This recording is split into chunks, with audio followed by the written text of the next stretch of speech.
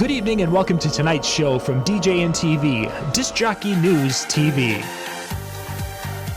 Tonight's show is brought to you by Electra Voice, DJ Event Planner, DJ Trivia, Odyssey Innovative Designs and Cases, NLFX Professional, Promo Only, and the DJ and TV Insiders. Hello and welcome to another episode of the DJ Spotlight here on Disc Jockey News TV. DJ Ripley, thank you so much for joining us today. Thank you for having me. Of course. So you have quite the resume. In doing research for this, I was like, whoa, okay. Like, I know that you've done a lot, but wow. Which includes like touring and playing all over the world. Mm-hmm. I'm super curious about what the early beginnings of your career look like and how did that kind of create the roadmap of, you know, the next thing? Mm-hmm. Well, I was lucky in that when I started out, it was in the 90s and it was the rave era. And what that meant also was that a lot of restrictions and regulations around things like event permits and licensing and, you know, real estate was cheaper. And like, there was just a lot more openness and flexibility about kind of spaces in which to do weird counterculture stuff. And I was in Boston when I really started DJing. And I was lucky to connect with a group of people called Toneburst, which was a multimedia event organization. They had DJs and live music and installation art and projections, and they always had a sort of interesting concept for the event, and they never charged more than $5. And, you know, they just had a whole ethos. And I went to one or two and was like, wow, this is amazing. I'd been going out clubbing and to raves and stuff before that. And I was also in a band at the time playing keyboards, and the band had a DJ because it was the 90s and, you know, I think we were trip hop or something. And so I had access to his turntables in the practice space.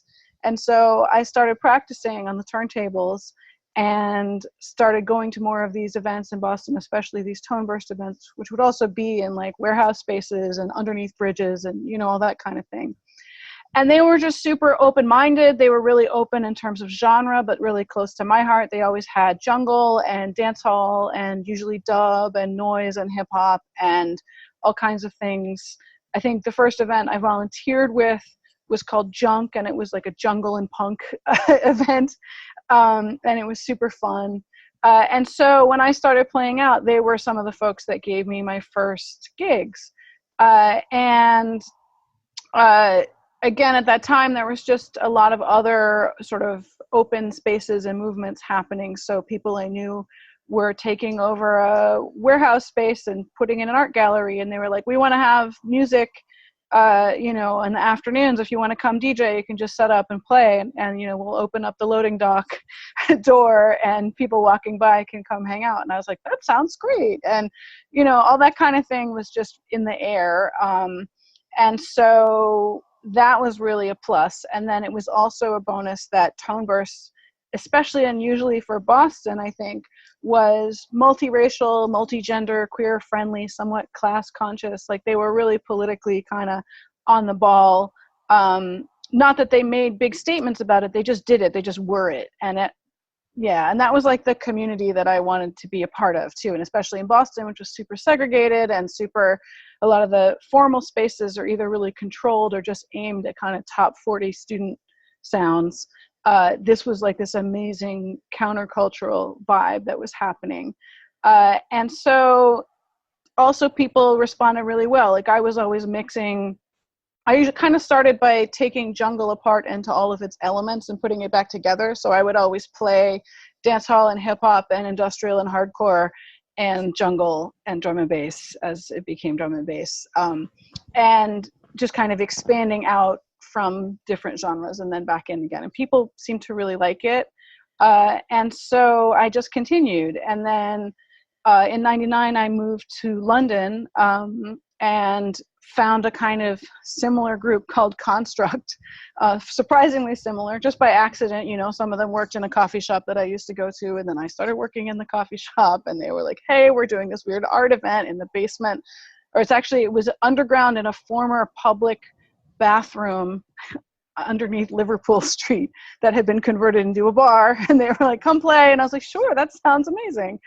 And that was like 99, 2000, and it was a pretty good time to be in London as well.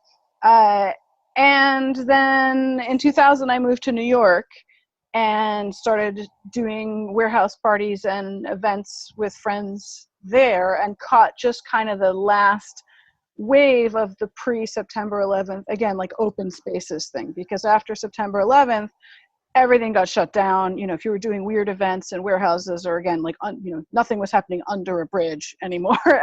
After that, nothing in public infrastructure, everything just kind of got really locked down. And so I caught kind of the last 6 or 8 months of that, or before that happened. And, those just kind of nurtured the idea that I could pursue this kind of counterculture, eclectic, socially conscious, and unconstricted by genre approach to music. And I kind of came out of punk and DIY before that, and that's kind of my ethos in general. Like, I don't expect to participate in sort of industrially produced pop culture. Like, that's a whole world on its own, and some people do it really well, but that's not really the scene that I even know how to get into. I don't think I can produce myself in that way. But luckily I've been able to find people to work with who are interested in the kind of stuff that I do, and we make weird stuff together. And so throughout the years, I think that's what I've been lucky at and good at, is sort of finding my people and people who get me, and not getting too sucked into participating in scenes that are probably not going to be good for me. And so I think that's kind of the survival skill that I've developed to some extent. That's pretty incredible. And I know I have friends listening right now that are like, oh my gosh, that's so dreamy that she got to play these amazing warehouses and like under a bridge, just like really quirky venues. Because like nowadays, there's a lot of pros to the social media age, but there was a lot of stuff going on back in the day that was pretty incredible. And it sounds like to me, your vibe really attracted your tribe of people. Because like you said, even when you moved, you're like, hey, these kind of the same vibes over here too, hey? Yeah, I mean, I think it's good to be able to kind of get a sense of how, like, I love cities, and to get a sense of sort of how cities work and who's hanging out where, and where the people are that you're going to vibe with. And I mean, it's the same, even now, like, I've moved to Philly. I was in New York before, and now I live in Philly, and I knew some wonderful people before I came, and just keeping an eye on sort of who's doing work that I want to support, that I want to be involved in, who's got the vibe that's going to get me. And luckily now I have a day job, so I can I don't have to worry about trying to pay the bills, and also do the kind of weirdo vibe that I want to do, because there was a while there when I was trying to pay the bills through DJing alone. And, it's not really the way I was going about it. Wasn't going to be like a major money-making venture. It was enough to keep me going alongside other part-time stuff. Like, I totally made it work. But, if I had been trying to just solely survive by that, I would have had to change my approach. And me personally, I don't think I would have been very happy. Some people, I think, can do that more, and I think that's great. But for me, it didn't really work. So. Well, kind of leading to my next question, because you have done so many different shows and abroad, I know the grueling question that many bedroom DJs have, or even people that have been in the scene for a while that are still trying to figure it out. Seeing someone like yourself playing all these amazing shows, how do you make that happen? What is your approach in gaining these quality DJ gigs? So again, I think it's a matter partly of knowing what your networks are and making use of those and finding the people who are going to get you. So I think the thing that really helped me start touring internationally, for example, was when I lived in New York in 2000, I ended up moving into a loft that I shared with a really fantastic set of producers and label runners who also ran a distro, a record distro, back when, you know, distribution was really difficult because it was all physical objects. And they ran a really great breakcore label called Brooklyn Beats. It was Doily, a really amazing experimental producer, and her partner Criterion, also great producer. And they had a monthly event. Was it a monthly? It might even have been a weekly. No, I think it was a monthly, in the basement of this bar in the Lower East Side. And they would bring through touring breakcore experimental noise artists and who were in town, and I would open for them. I was like the sort of local resident. And so everybody was kind of DIY style touring on a shoestring, you know, you tried to break even at best kind of thing. But luckily, because I was the resident, you know, I got to meet all these artists who were in sort of parallel scenes in France and in Germany, you know, mostly in Central and Northern Europe. That was where I met the most people. In Czech Republic, just mostly around there. And so after a year or two of kind of working in that scene, I decided that I wanted to try to play some shows overseas. And so I just wrote all these people that I had opened for who had liked my set. This is also I don't know if it's an era or a scene thing or what, but people would come early enough to hear other artists play. Like I totally get when you're on tour and you're busy and you don't want to come for the openers, but part of me is always like, oh, because that's how you that's how you find the new people. That's how you build up the scene. That's how you support up and coming artists. Like, I think it's good if you can to try to like pay attention to who's playing before you. And I was grateful because people really did. It was a small scene. We would have dinner and then go to the show and then I would play. And so I wrote them and was like, hey, I'm going to be in France, or I'm going to be in Germany, this was still the era too of cheap international flights to some extent. So that helped a lot. And I expected to maybe break even at the end if I did all the booking myself and I stayed in people's houses and I would sort of cobble together from different fees. Like I would float the international flight myself and hope to make it back to some extent, out of the fees. And I think it was partly, again, the kind of counterculture DIY vibe and a bit of luck, knock wood, but I really never got ripped off by anyone. And that's probably unusual. I also avoided lots of things that other touring artists have experienced, including sexual harassment and all kinds of other things. I mean, I think I was partly just lucky because I would show up and people would be like, oh yeah, here's our couch where you're going to be staying. And here's the, here's the venue. And in general, it was really family-like. People were supportive. It was never a lot of money, but usually people would like give you a meal and kind of keep track of things. And yeah, so I made it work. And it was also an interesting time because then it was like early 2000s. So we're in the Bush era and the Iraq War era, and we were all part of a very sort of lefty counterculture thing. And so people were kind of clinging, I think like now, kind of reaching to counterculture to sort of answer back to kind of the horrific shit show that was happening on the national and international stage. And so like I remember in 2003, I played in northern France in this town called Rennes, which is a super cool music town that everyone should go to.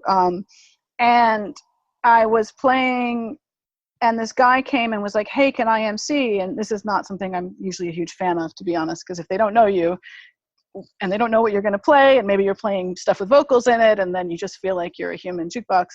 But I don't know, I was like, okay, so why do you want to, and he's like, well, I'm a big fan of drum and bass and jungle, but also I'm Iraqi, and I'd really like to get up on stage with you as an American in the middle of this Iraq war bullshit, because I think it's important. And I was like, okay, then let's do this. And it turned out, luckily, he was also very good, which I guess can't predict. But you know, it worked out, and it was an amazing moment. And I think that might have been the show. It was definitely in Rennes. That might have been the show as well, where the promoters had been like, hey, we can give you a place to stay and cover your local costs and give you food. We can't really give you a fee. And I was like, that's cool. I want to come experience it anyway. But then they passed around a hat after my set, and from the audience, and this was like a bunch of like crusty, like punk, like, you know, Raga Jungle kids. Like, it was not like a posh crew. I got like 110 euros in like coins and like whatever, you know. I mean, it was just so like amazing, you know. So people were just supportive of each other. And I don't think it's nostalgia. Like, I'm sure there's scenes like that happening now as well. But for me, that was just the time when things were coming together. And again, being kind of conscious of being counterculture and being a part of something that wasn't the sort of capitalist shit show that, you know, is always going on. But, and then you often need to play the game with, like, that's fine. And I, you know, again, I had a day job in New York. I was temping. But that helped me make sure that I didn't have kids to feed and I was reasonably healthy, so I could manage to kind of go, you know, make use of this goodwill and these connections in a really nice way. You just brought so many memories back, because just hearing you talk about, like, even just the flights being cheaper. I remember, like, that was like one of the first ways I started touring back when I was a drum and bass DJ. I would stay on people's couches, and every once in a while someone would pay for a hotel if it was a bigger show. And yeah, you were lucky if you broke even, or, you know, you're at one of their really cool spaces and you end up spending a little too much at the mall. Yeah, I was also very lucky that nothing bad happened. And I only got screwed over by a couple of promoters, but I learned so much from those experiences. Yeah. And I'm so glad to hear that they were positive experiences, and like family, like, yeah, that whole like family vibe. I almost would rather, like, as much as I love to go stay in a nice hotel, I'd almost rather go stay with friends in other cities and like get in the studio with them and just rock out and connect. Speaking of safe spaces, can you tell us about your thoughts on safety and surveillance in the nightlife? What are the trade-offs with that? What roles do you feel that DJs have in this? I will. I want to go back just to build on what you said for a second, because it really resonated with me too. One of the things that's best about the DIY side of touring is that you stay with people who would have been the people you'd want to find in that city anyway. And like when I was at the level of being in hotels, which happened more later. I mean, obviously there's many wonderful comforts involved, but often I'd be at the hotel like, so where does everybody hang out? Like where are all the people that I want to hang out with? What are they doing? Where are they having coffee? What are the, because the hotel was often not in that area. So yeah, that was part of it. Like being physically surrounded by the people you were working with is great for building those connections up. But yeah, the other side of that is being physically surrounded by people we were working with could be dangerous. And certainly for people I know, it has been. Like no place is free of, messed up interpersonal stuff, especially, sexual predators and other kinds of violence. And so, yeah, that's something that I still feel super lucky that I have avoided most of that. I think even then, I was a bit older than some of the other people who were in that scene. Like I started touring as a DJ already even in my later 20s and early 30s. And so if I had been in my early 20s or something like that, I think, that might have made me a bit more vulnerable or seen as more vulnerable. But I think I was also in very male-dominated scenes the whole time, in which I heard of things happening to other people, but it was never close enough that I knew what was going on. And when I feel bad because I always thought of myself as a feminist, but I also didn't really pursue when I did hear it, and now I'm sort of the thing is that I've learned now that people that I knew then have done terrible things. Men I knew then have done some terrible things. And I believe that they have done them because statistically speaking, those things happen pretty often. Like I feel like an anomaly that I haven't experienced them when I talk to all the women I know in all kinds of scenes. And certainly drum and bass or breakcore, or these extreme noise scenes that are super male dominated, you know, the numbers are not likely to be better than the general population at the very least. So I think I'm glad that this conversation happens earlier and more often now, and also that it happens in public where you have social media and places where people talk about it, because I do see how even men that I know sometimes don't respond the way I would like them to respond when they hear about sexual assault or something like that. And I don't want to know that, and that it's depressing sometimes, but I'm also like, right, now I know that you are not necessarily safe. Like and I don't just mean like you were definitely a predator, but more like if your body does something to me, I know that I can't actually rely on you. And that's a sad realization, but I think it's smarter to know that than not to know that. And I have seen, like, you know, on the Facebook conversations and in Twitter and stuff, I've seen guys I know be like, well, what was she wearing? Or this person is a known liar. Like I'm like, it's so bizarre. Like the idea that there's like all these women out there who just lie about these kind of things. Like, I'm like, I just don't think that many women are unhinged from reality to put themselves, like, it's so unpleasant to out yourself as the victim that I just think it's really rare for people to lie about this stuff. I mean, again, statistically, it is rare for people to lie about this stuff. And we don't doubt people when they say they've been robbed, and the numbers are about the same. So anyway, that's one rant aside. I think starting to talk to other women also and figure out how to be supportive. Not only women get assaulted either, so how to be supportive of people who have been assaulted or harassed, or just when people behave in a inconsiderate and rude and dismissive way, you know, trying to be more supportive of the people who are targeted and victimized by that, and to build networks where we can help each other, I think is really important. I think what's weird is that in the club scene, and I'm definitely less in, you know, in the sort of underground warehouse scene, wherever that's happening now, I'm less in it than I was when I was younger. And the thing in the club scene is that a lot of venues address questions about safety by turning to surveillance, as that sort of, as you mentioned. And I think this is kind of, this makes me feel bad, because I don't think CCTV and scanning ID cards and keeping databases, I'm not convinced that makes people safer from the kinds of harms that happen in nightlife spaces. They are, and again, to the extent that there is research on that, and this is something that I actually study in my day job as a professor, the research backs this up, that there isn't a lot of evidence that like either drunken or drug-fueled violence and also sexual assaults, they aren't really reduced by surveillance technology. Like, they don't make people behave better.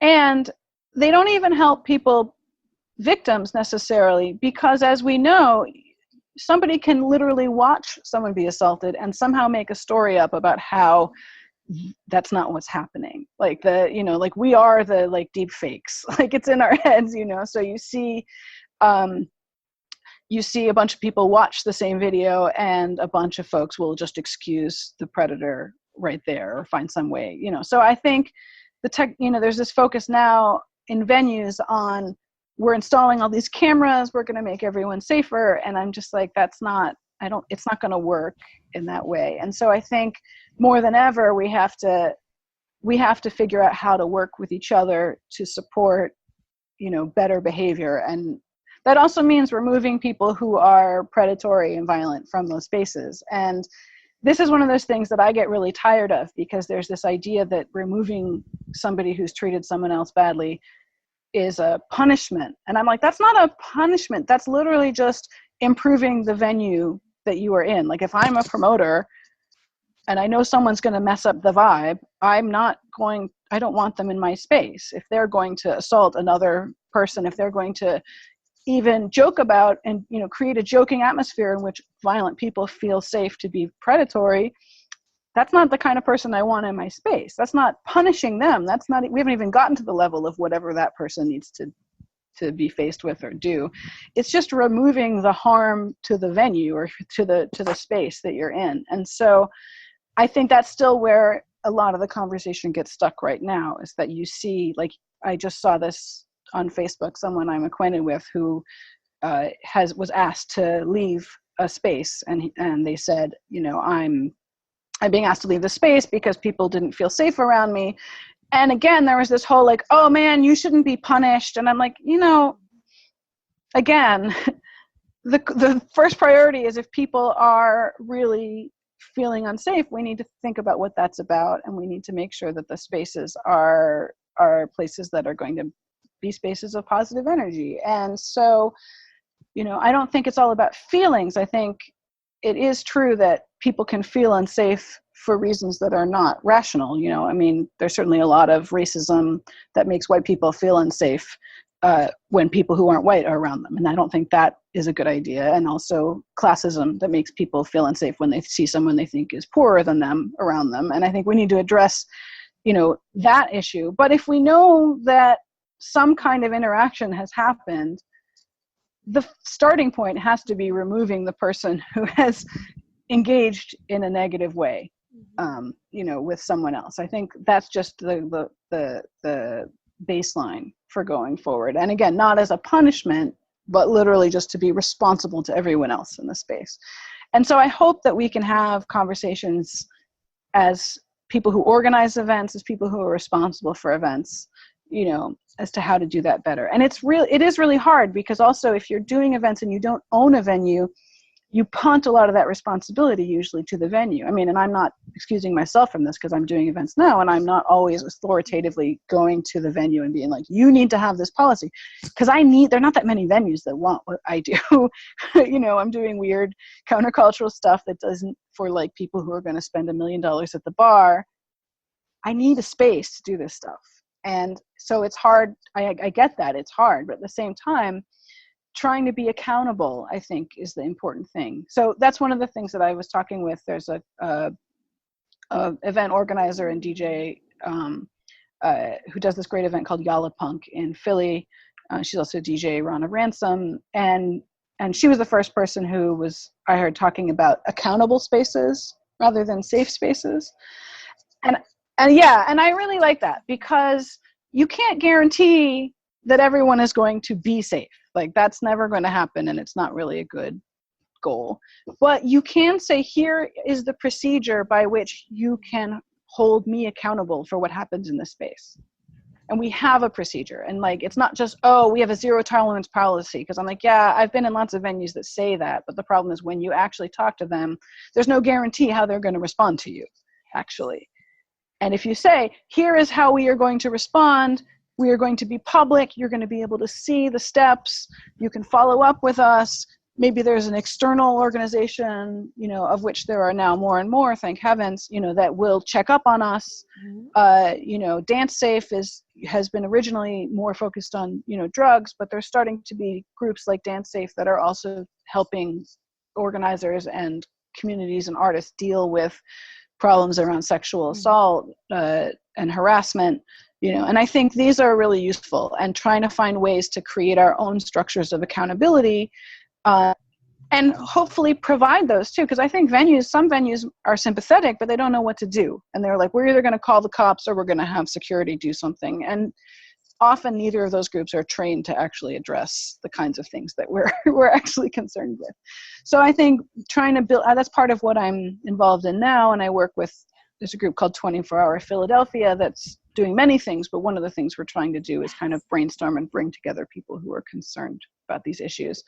And it's happening in different cities, in different places. And I think, you know, that's I'm really glad you raised it, because it's a conversation that I think people should be involved in. And as a DJ too, like, what's my responsibility? Someone was like, you know, if I see something really messed up on the dance floor, I cut the music. And I was like, oh, wow. I hadn't thought of that. And that's actually great. That's actually the one moment of power I might have as a DJ, you know? So I appreciate that, you know. And I mean, one of the things when I was on tour that I learned was that I had to have a visuals policy because I would show up at venues and they would have like some horrible like hentai porn on the wall behind me while I'm DJing, and I'd just be like, I don't feel good about this. And again, not like anti-pornography in general, but like, you know, that's especially if I'm the only woman on the stage and they start showing all this stuff behind me, it's just not the vibe, you know. So I started, when I got booked, I would say, hey, look, if you could either send me, you know, I'd like to see the flyer, because again, sometimes they would put stuff on the flyer that I was like, I do not want my name associated with this. And I'd say, and just so you know, for visuals, I would like to avoid images of guns. And, you know, especially in the raga jungle scene in Europe, there was like a big kind of fetishization also of like Africans and Jamaicans. It would be all white people, and then there'd be like this really creepy, like kind of racist caricature of like a Jamaican rude boy with a big gun or something like that. And I was like, you know what, I don't want to have my name associated with that. So like, here are some things that just I can't be associated with. And that was often an interesting place for a conversation with people. You know, I'd be like, please don't show anthropological videos of like native people dancing when we're DJing, because that's just kind of creepy, actually. Like, you know, and so we would have these conversations. And I think those are places where, you know, we can, as DJs and as performers, just say, look, I'm entitled to say what I want associated with my brand. I don't like to use the term, but, you know, with my brand. And that's one of the, you know, those are some of the things. And, you know, people have been, you know, pretty responsive to that. So I think that's one place where as DJs we can do something. You're making me think of a few different people. One, there is a group, Good Night Out campaign in Vancouver that focus on that harm reduction and education. Beat Kitty. I was just talking to her the other day. Yeah, she's amazing. And she was talking about the importance of these conversations and like keeping it chill, because of everyone is yelling at each other. Like, how are we growing and learning and changing and doing new things? So I love that you bring that up, and that you talk about these conversations and accountability. Like, not just we're creating a safe space. Like, no, how are you going to be held accountable when things go wrong? Because they will, because that's what human I mean. error. Yeah.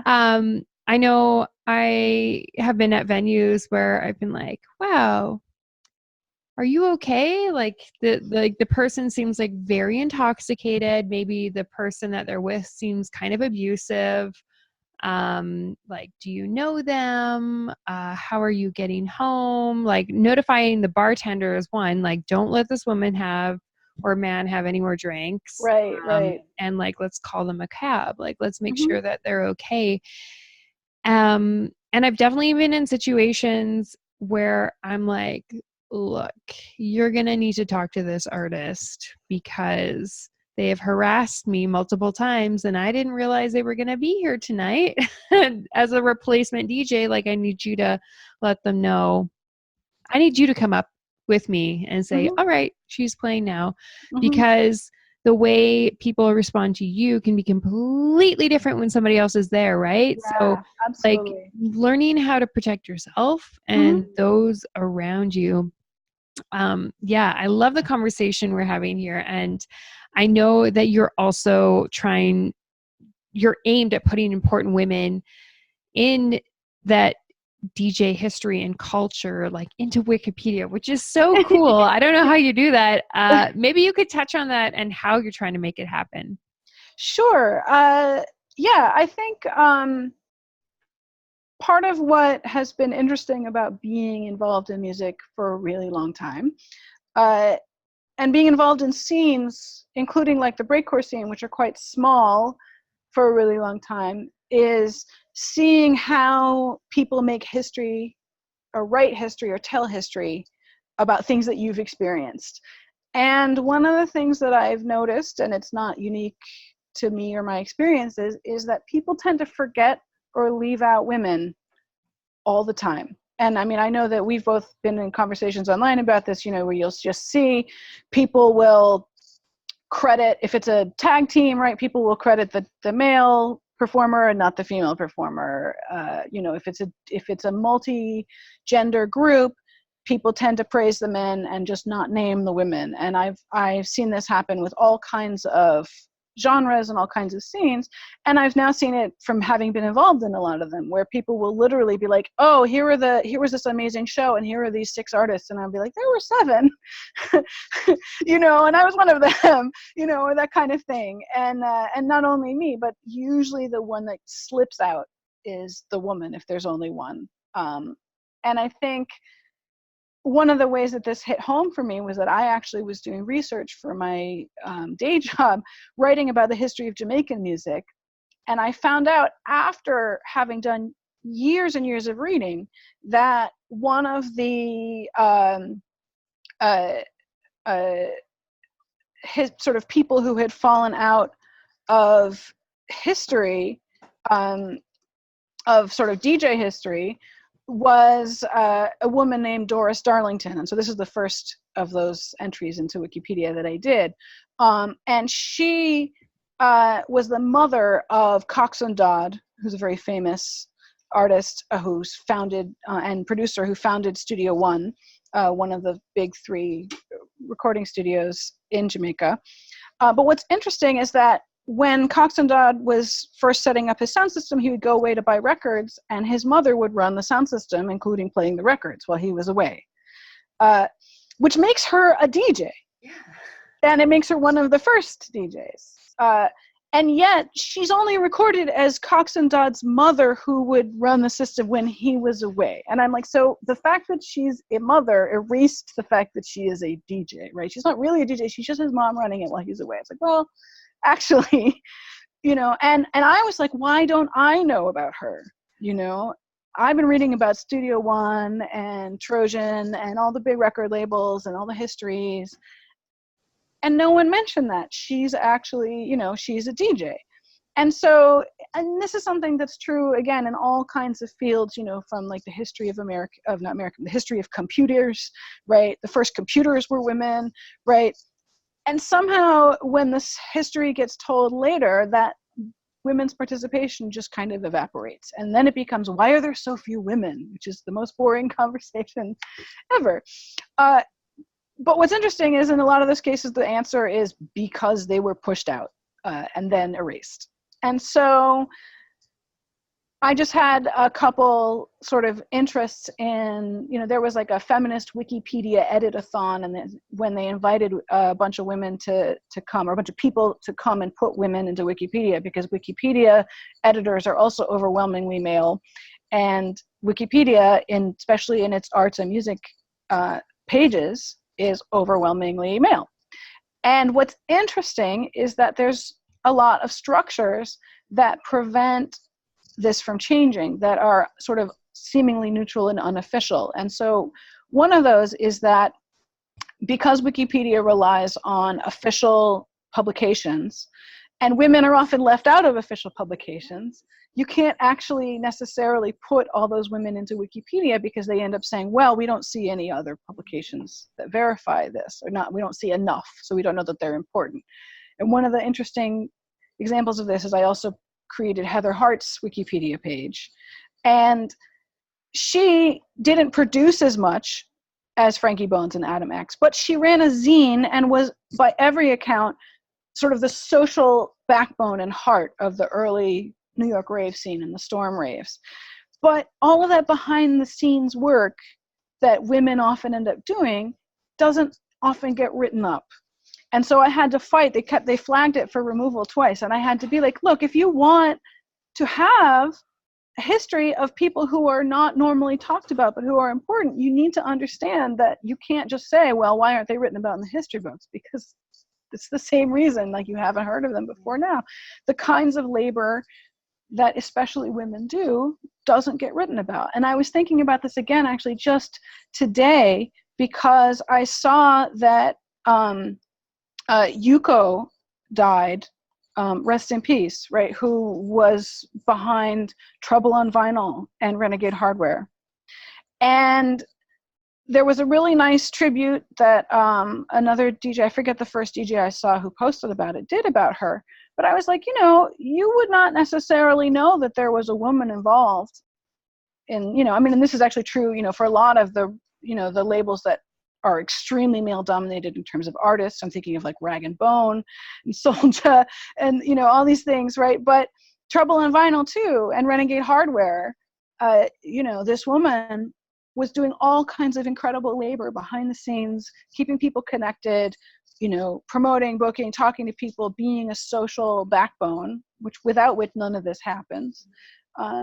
But they don't get recognized usually as being important parts of a scene. And so, you know, I'm hoping that I'm actually thinking that I'm going to go look and see if she's on Wikipedia, if Yuko's on Wikipedia, and see if I can put her in there too. But this is something anyone can do. Wikipedia does have instructions for how to do this.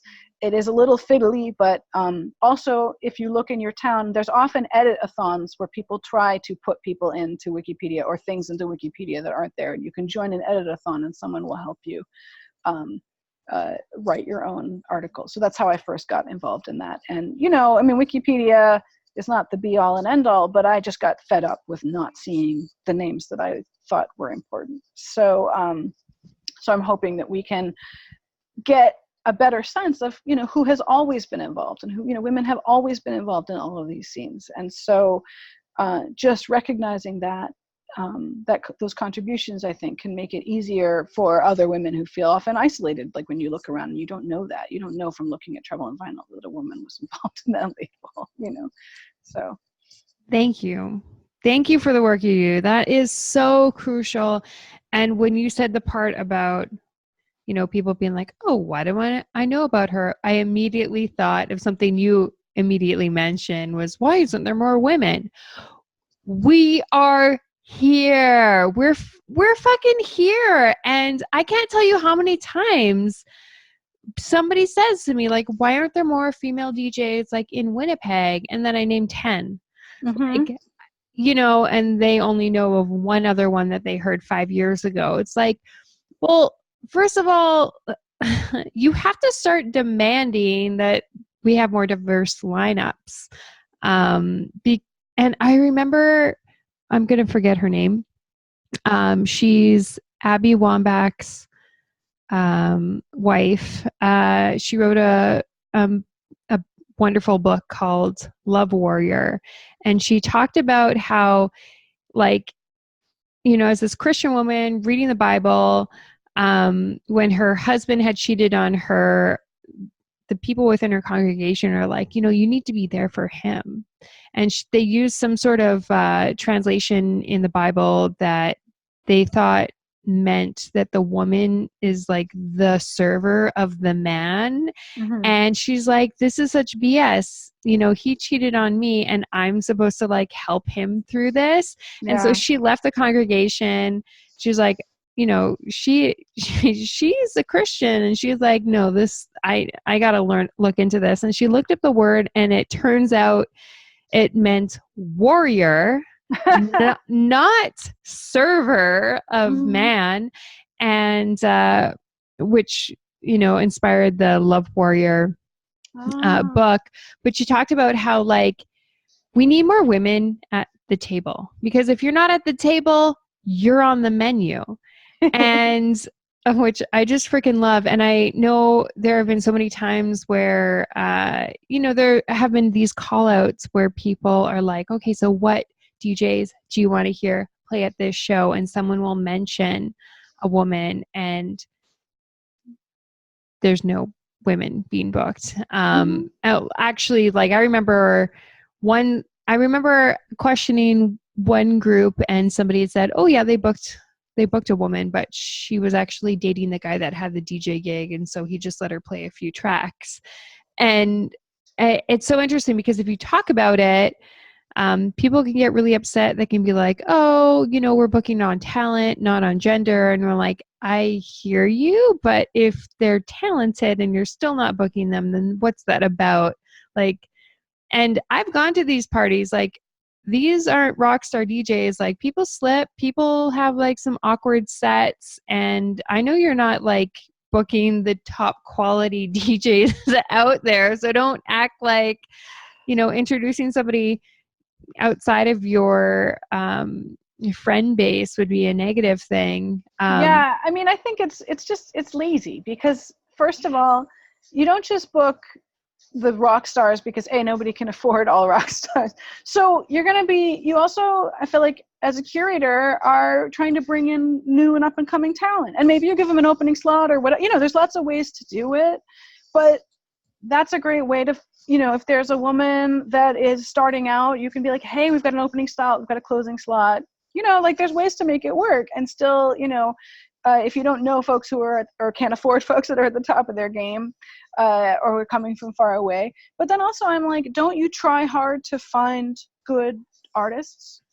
So what's wrong with trying hard to find a good female artist if you don't know any? Like, why is it suddenly too much work then? Because hopefully you're not just booking whoever is closest to you. Like you're like, oh, we're doing an event. Well, who's sitting next to me? Okay, and if that's not how you book, then whatever it is that justifies you going beyond the person sitting next to you, you can use to justify finding somebody who is not male, or finding somebody who isn't straight, or finding somebody who is a different ethnicity than everybody else in on your lineup, or whatever it is. You can have more interesting, lineups, and you're also then going to have more interesting audiences. And I think that's really, as someone who's, I'm not only speaking as a DJ, although I think DJs, if you're good, you do understand audiences really well, but thinking of someone now trying to do events, you want to draw together an interesting mix of people too. And the best way to do that is to show you're committed to having an interesting mix of people on your lineup. You can be like, we are open to everybody, but if your lineup looks the same as the last brotastic lineup, okay, that sounds great, but you haven't actually I can't see that you've committed any resources to actually making this a more, interesting mixed scene. So, yeah. Well, and you said something there that really stood out to me, because we get different perspectives when we get people from different backgrounds. We get so many different skill sets. So if you're booking the same people over and over and over again, you're like, how are you really adding to your collective, to your brand? How are you learning? I tell people this all the time, don't just work with people in music, work with people in art, work with people that are doing fundraisers and helping other groups of people. Just get outside of that scope. And I've interviewed so many amazing people, but I will say that when I interview queer, non-binary, female identifying, transgender, when I talk to people of all these different cultures and backgrounds, I get some of the most interesting conversations. So why wouldn't I want the perspective of people that don't look like me, that don't sound like me, that have had a different experience? I want to learn, I want to grow. So yeah. And let's be real, every genre we're talking about comes out of, those communities, or of mixes of communities. Every dance music genre, has its origins in, Black queer life, and also the intersection of Jamaicans and English people, and, all this kind of stuff. And so, if you want to continue to have a flourishing scene, you need to continually mix it. And you can see this, I think you can see this in the music. You can see when the audiences, this is why, to be frank, I left drum and bass for a really long time. I was in jungle, and then I sort of moved into breakcore and a bunch of other stuff. And it was partly because the crowds and the lineups got super samey, and the music got super samey for me. And I was just like, this is not going anywhere, really. And what I'm excited about is it seems like musically it's changing again, and the crowds are changing again, and the producer, you had this sort of I feel like the footwork, Chicago scene where you had actual older Black men from Chicago who were producing footwork a long time ago getting booked to play in England, and Hyperdub is interested, and then you have you have all these crossovers that brought all of these communities back together that had been in dialogue in the beginning. That's what techno was also, right? Where you had Detroiters, and you had Germans, and you had British people, So, if you're in a crew that's doing events, like let's get some of that like awesome action going of like mixing up these different scenes and bringing these folks together, because that's where all the exciting music came from in the first place. So like keep it exciting. Yeah, I mean I'm all for like being crazy about a genre. I mean I still am like a junglist, like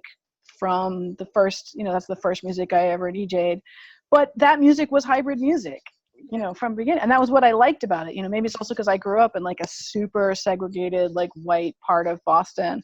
Like, and the excitement of the music was partly like, this could not have come from any place homogenous.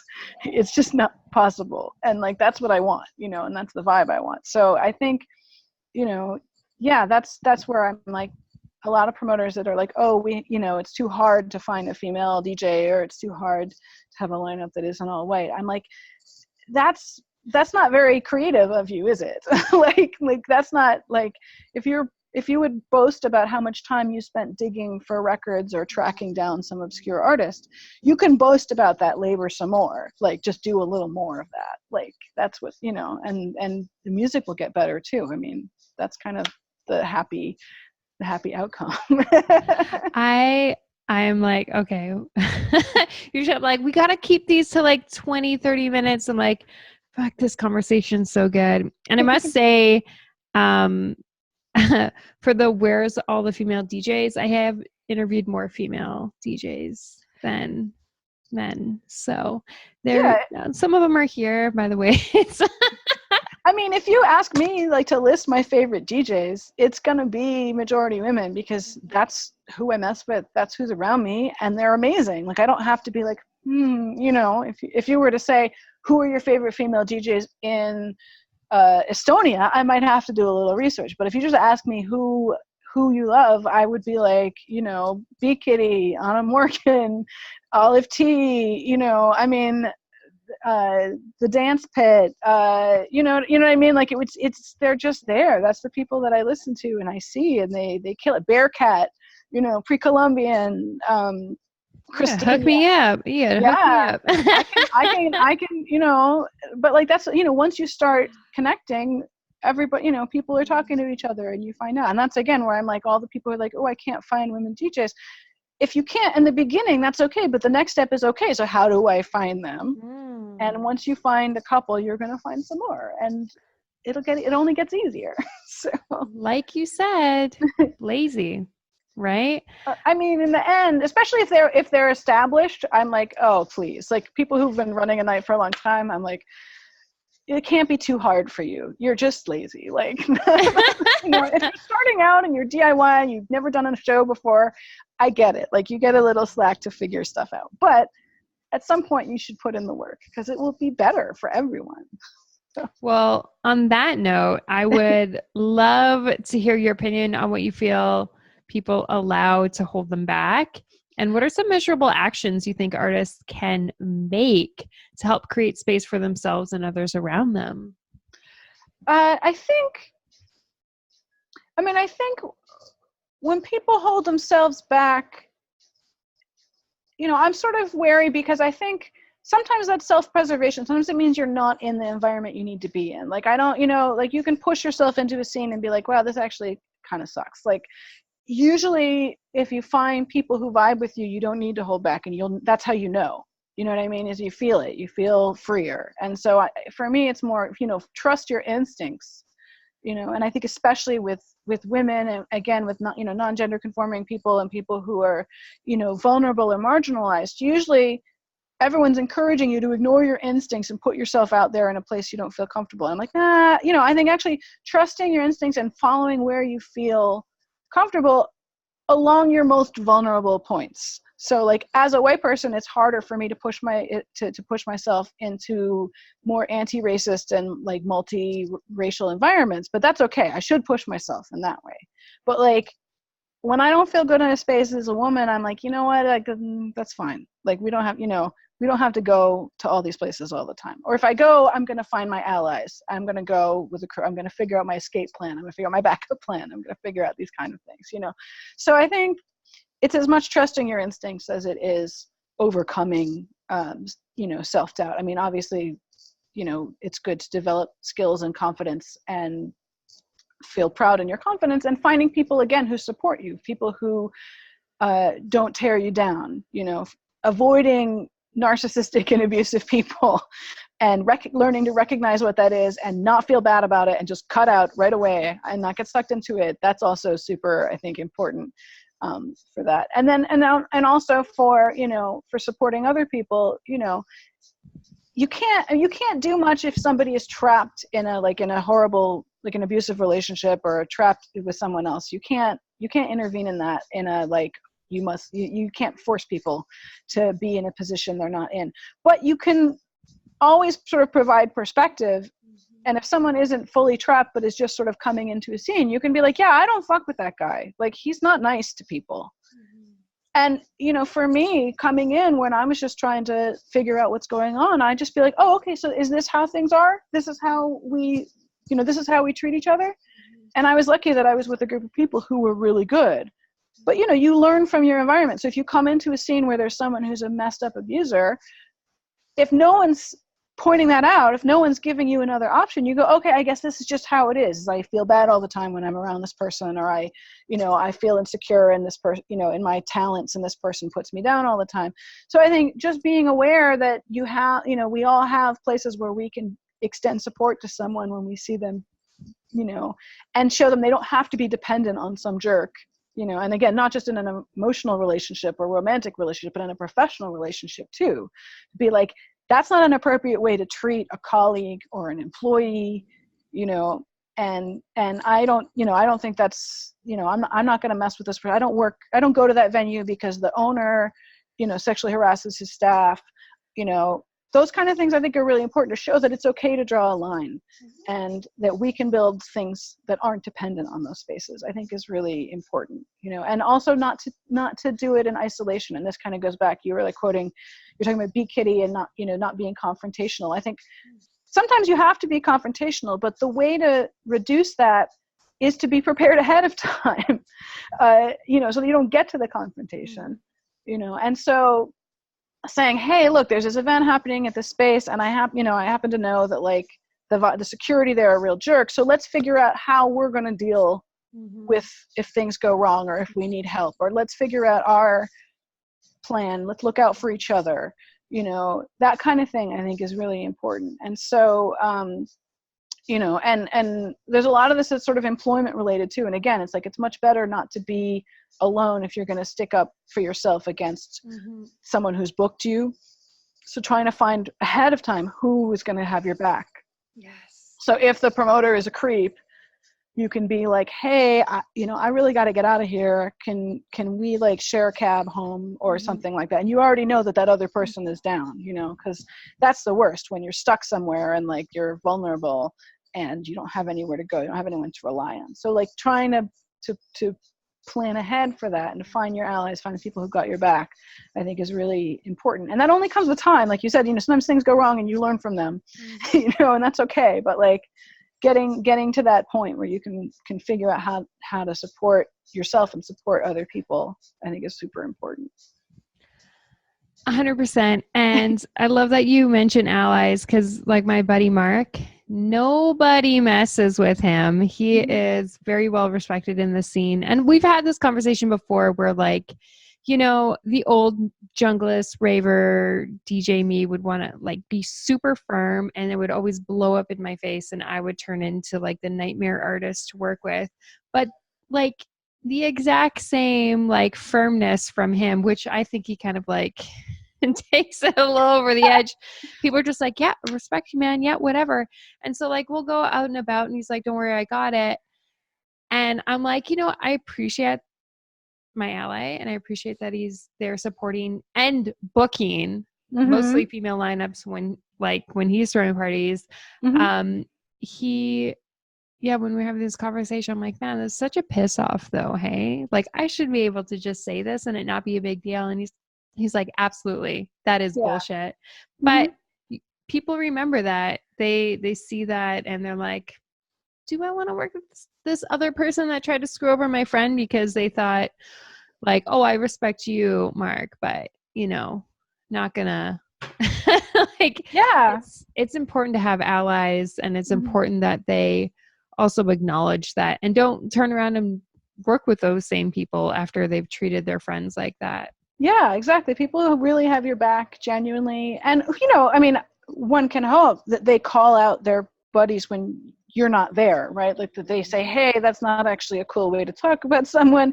You know, they don't need your excuse, you know, you being there as an excuse to do that, you know. And I think, yeah, and both ways, again, sort of to go back to like the trusting your instinct. Like I remember getting booked for a show, and I was on the dance floor before my set, and the guy that worked the door came up and kind of grabbed me. He was super drunk, and he like grabbed me from behind, and this really like, and he's big, you know, and I was just like, you know, and I got away, and I went to the guy that booked me, and I was like, just grab me from behind, like, you know, it was super creepy. And the guy was like, oh, you know, he was just drunk. And I was like, right, never working with you again, never fucking with you again. Telling all my female friends, this guy does not have your back. Telling all my male friends, this guy does not have women's back. You know, I wasn't asking for that guy to be shot. But like, even just being like, God, that sucks. I'm sorry. I didn't know. Like, I'll ask him to chill out. You know, I was just like, just ask him not to touch my body without consent. Like, do I have to explain why this is super cool? simple? Right? It's not a hard thing. Like, and I'm like, and I don't care if he's drunk. He's not coming up to men and grabbing them from behind. Like, I can guarantee you, he is not at any point grabbing a dude from behind. You know, so he can pick and choose enough. So he can pick and choose not to do that. You know. But anyway, like those moments too. You know, I wasn't like horrifically, you know, violated, but I was like, I have learned that this person is not someone who's going to have my back, because if they don't have it in this little way, it's definitely not going to be happening if the stakes are higher, you know. And so the other side of it is when someone responds well, you're like, okay, you know, we need to build out our networks of people who actually hear us. And it isn't about punishment. It's just about like, let's create a vibe with people who get what makes a good vibe. Like, that's all it is. And also, then maybe some of the sort of borderline people will learn. They'll be like, oh, hey, gee, maybe if I don't condone this behavior, I can like party with all these amazing people. You know, like, I think it works better building something positive that attracts people, for sure. But that means you can't have shitty people in the center of your positive space. So it's so simple. It's so simple. Thank you for saying that. Thank you for sharing that. This interview has been so wonderful, and I'm so grateful that we got to chat today. I would love to end the interview off with any exciting things you've got coming up that you want people to know about. We'll make sure to leave the links, of course. But yeah, mixes, events, releases. What should we know about? Okay, so for people who are in the US, I do have I'm playing a free outdoor party by the river, a jungle party actually, next week in Philly. And you should hit me up, DJ Ripley on Instagram for info on that. That's like one of my favorite things about Philly is that you still can do some of these kind of events. So that's a really great one. And then completely on the other side, on August 11th, I am playing Central Park Summer Stage in New York, opening for Lido Pimienta, who is a huge, huge favorite of mine. She's a Colombian singer. I think she won, was it the Polaris Prize like a couple of years ago in Canada? She's from Toronto, or she lives in Toronto, but she's from Colombia originally. And she's amazing. And it's also Lila Downs, who's a great Mexican singer. And I'm DJing opening for that. And that's sort of my other persona. When I kind of moved away from breakcore and jungle and drum and bass, I started playing a lot more kind of global dance musics of various kinds, including a lot of Afro-Latin and Caribbean stuff. And so that's kind of on the strength of that, I got this gig. So it won't be quite so much on the jungle drum and bass side, but still a lot of sound system vibes going there. And then in July, before that gig in July, I will have a mix coming out on Footwork Jungle. So I don't know the number, but later this month, basically. So I'm very excited. I'm a huge fan of Footwork Jungle as a series. The mix series is totally amazing. I think it's a combination of a lot of my favorite musics right now. It's going to be super weird when I'm I'm putting it together right now, and it's pretty out there, including a Venetian snare song. So you get the Winnipeg action going. He is wonderful, and his partner Joanne Pollock also produces music and does workshops for women and non-binary people. And that's so cool. I didn't know. Yeah, and she sings, and so Awesome. I love, if you want to add her into Wikipedia. For sure. I'll check her out. I think that would be great. We got to build out the network. So, and then my other exciting thing is that I'm going to Colombia in the fall to learn about sound system culture down there. So I'm going to be on the Caribbean coast of Colombia, more probably listening than playing. I'm going to have some gigs in Bogota and Medellin probably, but I'll be in Barranquilla and Cartagena improving my Spanish. And they have these incredible sound systems there, giant towers of speakers all painted in crazy neon colors, and it's like super loud and super fun. And so I'm going to go learn about how they get down in that region, and hopefully write something about it for my day job, for my academic life. So so those are what's on the plate for me in the next couple months. You were wonderful. Thank you so much for taking the time to sit down with me today and share all of your amazing insight. Oh, it's my pleasure. I had such a good time. It's so nice to talk and, connect with more people doing great music, and also wanting to have these conversations. Like, that's just so nice. It doesn't happen enough. It's happening more now, but it can always happen more. So. Mm-hmm. Absolutely. And to add to this conversation, for those of you that are watching this interview right now, what is some insight that DJ Ripley shared today that really resonated with you? Maybe there was something that she said that has inspired you to want to do something differently in your career, maybe, be a better advocate. Let us know in the comments below. And as always, make sure you don't let no one kill your vibes.